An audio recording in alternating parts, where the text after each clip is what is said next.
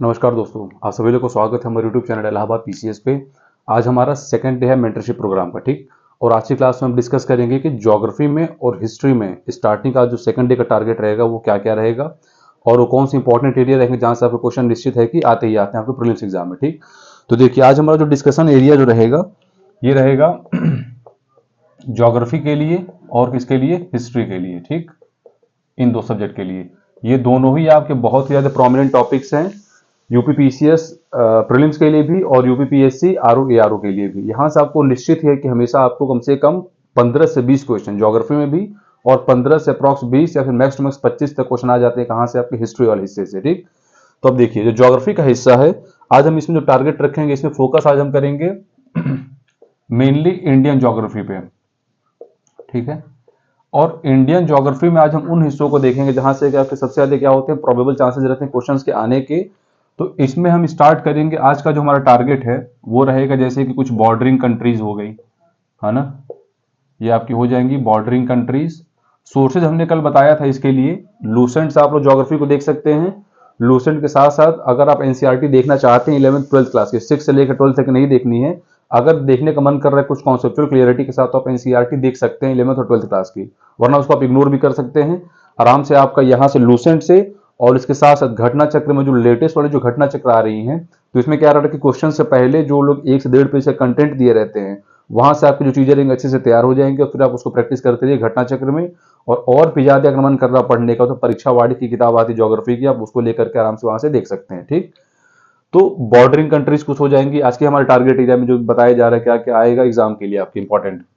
तो एक होगी आपकी बॉर्डरिंग कंट्रीज, दूसरी वो सारी बॉर्डरिंग कंट्रीज कि किसके साथ कौन, इनके साथ कुछ फैक्ट को देख लीजिए, जैसे कि सबसे लार्जेस्ट बाउंड्री किसके साथ रहता है इंडिया का, इंडिया के टोटल जो बाउंड्री लेंथ है वो कितने की है, इसके साथ साथ जो हमारा स्मॉलेस्ट जो बाउंड्री रहता है वो किसके साथ है ना।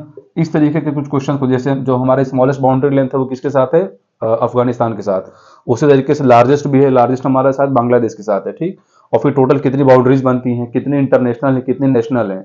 उसके बाद फिर कुछ स्टेट्स को हम देख लेंगे कि कौन से स्टेट हैं जो कि सबसे ज्यादा अपने नेबरिंग कंट्रीज या फिर नेबरिंग स्टेट के साथ बॉर्डर बनाते हैं। ऐसे कौन से स्टेट है जो इंटरनेशनल बॉर्डर बनाते हैं, जैसे कि अपने नॉर्थ ईस्ट में हो जाएंगे, अपना इधर यूपी बिहार उत्तराखंड हो जाएगा जो कि नेपाल के साथ बॉर्डर बनाते हैं, है ना। फिर अपना ये भूटान हो जाएगा वेस्ट बंगाल और सिक्किम वाले एरिया से। तो जितने भी जो इंटरनेशनल बाउंड्रीज बनते हैं वो सब भी। इसके साथ साथ हमें आज क्या देखना है, जो आपके जो कोस्टल एरियाज हैं, ठीक। कोस्टल एरियाज में अपने को देखना है कि कौन कौन से अपने इंडिया के अंदर टोटल कितने स्टेट्स हैं जो कि कोस्टल एरिया में आते हैं, उनकी काउंटिंग। फिर लार्जेस्ट कोस्टल स्टेट कौन सा है, ये भी आपके जो क्वेश्चंस होते हैं हमेशा आपके प्रीलिम्स में पूछे ही जाते हैं। इंडिया का लार्जेस्ट कोस्टल स्टेट कौन सा, जैसे कि गुजरात है ना। तो इस तरीके से फिर इसके बाद और डीप में हमें क्या देखना है कि जैसे हमारे पास वेस्टर्न घाट हो गया, ठीक है। तो वेस्टर्न घाट के अंदर टोटल कितने स्टेट्स हैं इंडिया में, कितने स्टेट्स कवर करते हैं जो मिला करके बनाते हैं वेस्टर्न घाट को। और उसी तरीके से अपना हो जाएगा ईस्टर्न घाट, कि कितने स्टेट्स मिल करके किसको बनाते हैं, ईस्टर्न घाट को, ठीक।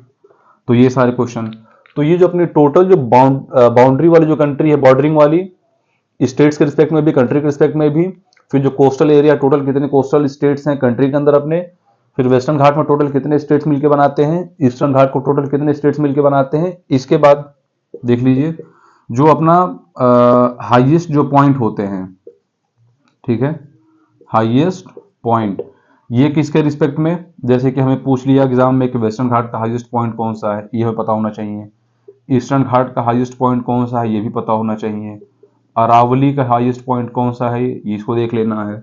सतपुरा का क्या है, ठीक है। दक्कन का हाईएस्ट पॉइंट कौन सा है। इस तरीके के जो क्वेश्चन आते हैं, हाईएस्ट पॉइंट भी और इसके साथ साथ कौन से पॉइंट हो जाएंगे, लोवेस्ट पॉइंट भी, ठीक। इन्हीं सारे के कि इन एरिया में अपने लोवेस्ट पॉइंट कौन से हैं और हाईएस्ट पॉइंट कौन से हैं, ठीक है। फिर उसके बाद कुछ स्टेट्स के हाईएस्ट पॉइंट कौन से होते हैं, जैसे मध्य प्रदेश का हाईएस्ट पॉइंट कौन सा है, राजस्थान का कौन सा है, जैसे मध्य प्रदेश में शायद गुरु शिखर है। इस तरीके से लेकर के गुरु शिखर मध्य प्रदेश या फिर राजस्थान किसी एक में से किसी का हाईएस्ट पॉइंट होता है। तो इनके हाईएस्ट पॉइंट स्टेट्स के कौन से हो जाएंगे। तो इस तरीके के जितने भी क्वेश्चंस रहेंगे वो हमें ज्योग्राफी में आज के टारगेट में देखना है। ये आपका टोटल फैक्चुअल एक इन्फॉर्मेशन बनाता है कंट्री के रिस्पेक्ट में, इंडिया के रिस्पेक्ट में, है ना।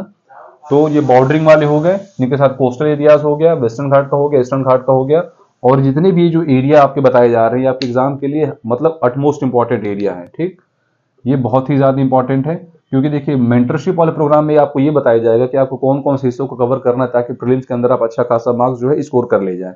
ठीक है, इसके बाद देखिए अपने टारगेट एरिया में टोटल अगर हम इसको नंबरिंग कर लेते हैं तो 1 2 3 4 5 और ये 6, टोटली 6 पॉइंट हो जाएंगे आज की क्लास के लिए ज्योग्राफी के। ठीक है, इसके साथ साथ आपका जो घटना चक्र का जो सोर्स रहेगा, जैसे आपकी घटना चक्र की बुक है, ये देख लीजिए, ये जो बुक है ये घटना चक्र की है। ठीक, तो 2021 पब्लिकेशन की है। इसमें जब आप पेज को खोलेंगे तो स्टार्टिंग में इसमें सारे इंडेक्सेस दिए हुए हैं। ठीक, तो इसमें अपने को क्या देखना है कि जो एरिया वाला हिस्सा है और जो लैटिट्यूडनल एक्सटेंशन वाला है इसको आप एक तरीके से गैप कर सकते हो, लेकिन India and tropic of cancer यहां से आपकी स्टार्ट हो जाती है जो प्रॉपर जो क्वेश्चन आने की कैटेगरी होती है ना।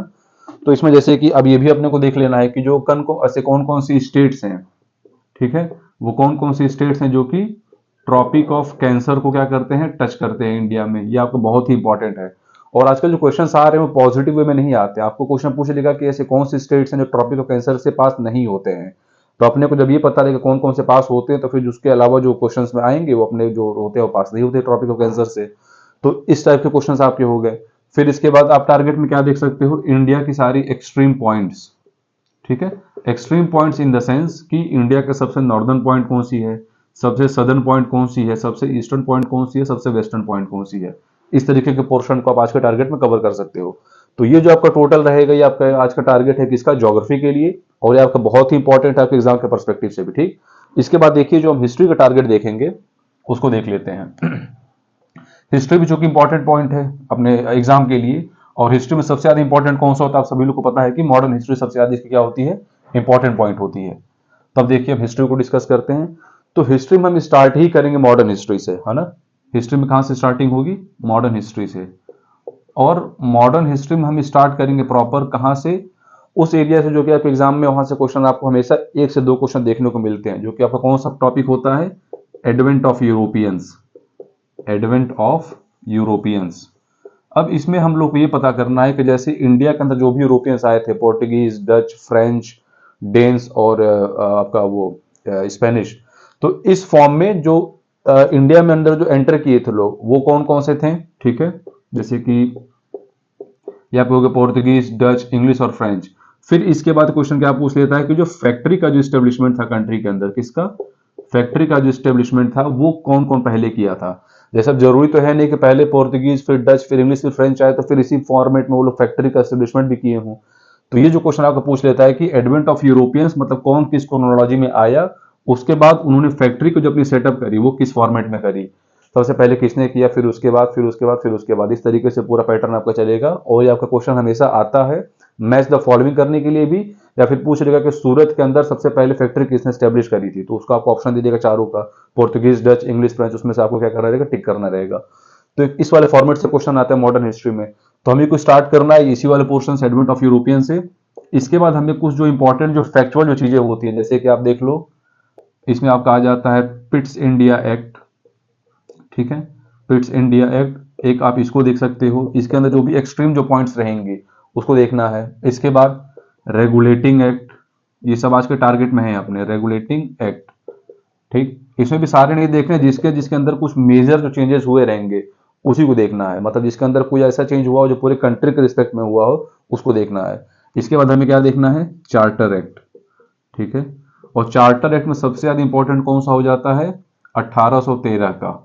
ठीक है, 1813 में क्या हो गया था कि इंडिया को जो पावर थी, सॉरी ब्रिटिशर्स के पास जो पावर थी इंडिया में, तो उसमें मैक्सिमम पावर उसको ले लिया गया, सिर्फ 2 पावर को छोड़ के।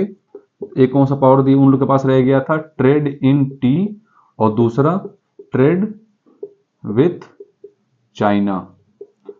तो ये 2 पॉइंट को छोड़ करके और बाकी जितने भी उनके पास सुप्रीम जो पावर थे, चार्टर एक्ट ऑफ 1813 से उसको हटा लिया गया।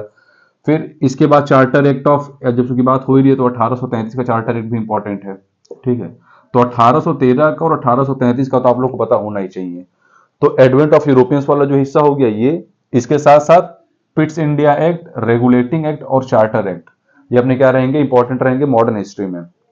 इसके बाद अगर टाइम जो बचता है आज के लिए, तो आप लोग को क्या देख लेना है, गवर्नर जनरल्स, ठीक है, गवर्नर जनरल्स, या फिर आप इनको बोल सकते हो वाइस रॉयस, है ना। तो इसमें भी सभी लोग को नहीं, जो जो कंट्री के लिए जो अच्छा अच्छा काम किए हैं उन्हीं लोगों को देखना है। जैसे कि एक आपका हो गया विलियम बेंटिक, ठीक है। विलियम बेंटिक के बाद आप देख लेंगे थॉमस मुनरो को। मतलब जो जो लोग फेमस जो लोग हैं, ठीक है, कॉर्नवालिस, है ना। फिर आपके माउंट बेटन, मतलब जिन जिन लोग के टाइम में कुछ मेजर जो इवेंट हुए हों उन सभी लोग को क्या करना, हम लोग को देख के चलना है। और इसके साथ साथ हमें क्या देखना है, इसको ऊपर देख लेते हैं, जो कुछ फेमस जो डायलॉग्स दिए गए हों, क्या दिए गए हों, फेमस डायलॉग्स किसी भी प्रोमिनेंट लीडर की तरफ से, ये भी आपका क्या हो जाता है, इंपॉर्टेंट हो जाता है। तो ये आज आपका क्या है कि हिस्ट्री का टारगेट हो गया, ठीक। तो हमने क्या क्या इसमें देख लिया, एडवेंट ऑफ यूरोपियंस को देखना है, फिर उनके फैक्ट्री एस्टेब्लिशमेंट को देखना है उसी क्रोनोलॉजी में। इसके बाद हमें क्या देखना है, 1813 और 1833 का चार्टर एक्ट, है ना। तो उसमें जो जो एक्सेप्शन हुए तो उसको देख लेना है। फिर कुछ गवर्नर जनरल हो गए, जैसे विलियम बेंटिक हो गए, कॉर्नवालिस हो गए, थॉमस मुनरो हो गए, माउंट बेटन हो गए, इनके बाद भी और कई लोग थे, है ना। और उसके बाद कुछ फेमस डायलॉग्स उनके रिस्पेक्ट में, जो कि अपने जो इंडिया में थे, मानो कि सरदार वल्लभ भाई पटेल ने किसी स्टेटमेंट को दिया हो, कॉर्नवालिस ने किसी स्टेटमेंट को दिया हो, ठीक है, जेबी ऑस्टिन ने किसी स्टेटमेंट को दिया हो कंट्री के रिस्पेक्ट में, और या फिर किसी पर्टिकुलर लीडर के रिस्पेक्ट में। तो उसको याद रखना है, एग्जाम में डायरेक्ट स्टेटमेंट बेस्ड क्वेश्चन आपके आराम से आ जाते हैं। तो ये अपना आज का टारगेट था ज्योग्राफी के लिए और हिस्ट्री के लिए। तो इस टारगेट को कंप्लीट करिए, और जैसा अगर कुछ इसमें दिक्कत होती है, कोई डाउट होती है, तो आप तुरंत हमें कमेंट सेक्शन में पूछ सकते हैं। इसके जो सोर्सेज रखने हैं, अपने घटना चक्र को रखने हैं और लूसेंट बुक को रखना है। लूसेंट से अगर आप विश्वास मानिए, अगर आपने अच्छे से उसके फैक्ट्स को देख लिया, लूसेंट को या फिर मनोहर पांडे बुक आती है जनरल नॉलेज की, हमने कल बताया था, तो आपके कोई ऐसे शायद ही क्वेश्चन होंगे जो आपके पीसीएस में जो फैक्चुअल स्टैटिक वाले आते हैं शायद आपको छूटे हैं। वहां से कवर अप करके और घटना चक्र से कवर अप कर लीजिए।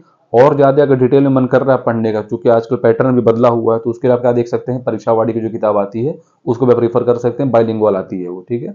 तो इस तरीके के वीडियो के साथ बने रहने के लिए और इस तरीके के मेंटरशिप प्रोग्राम के साथ जुड़े रहने के लिए हमारे चैनल को लाइक करें, शेयर करें। जय हिंद, जय भारत।